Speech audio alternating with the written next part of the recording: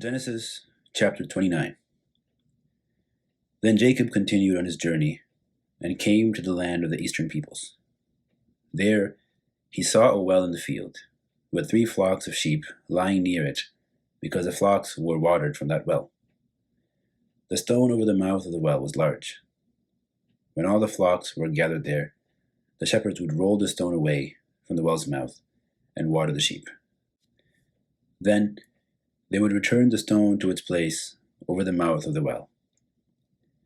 Jacob asked the shepherds, "My brothers, where are you from?" "We're from Haran," they replied. He said to them, "Do you know Laban, Nahor's grandson?" "Yes, we know him," they answered.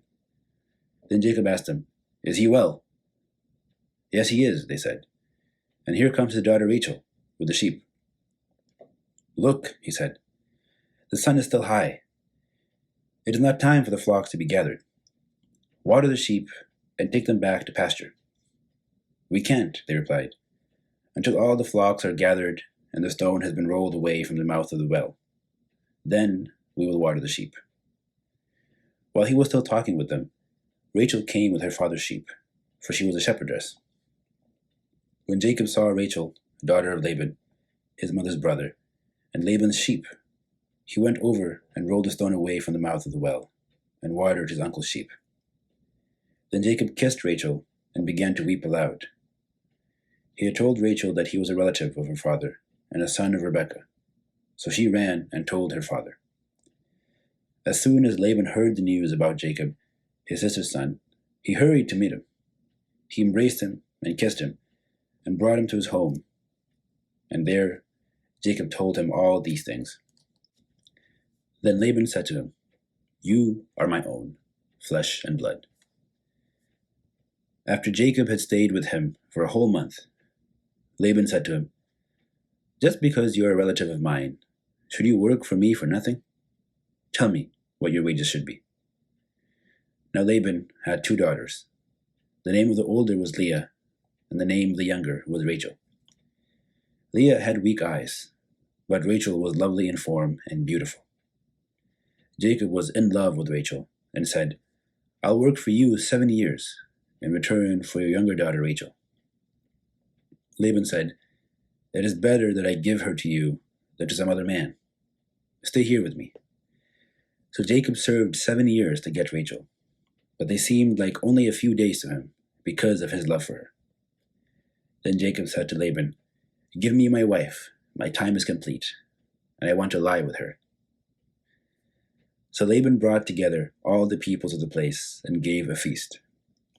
But when evening came, he took his daughter Leah and gave her to Jacob. And Jacob lay with her. And Laban gave his servant girl Zilpah to his daughter as her maidservant. When morning came, there was Leah. So Jacob said to Laban, "What is this you have done to me? I served you for Rachel, didn't I? Why have you deceived me?"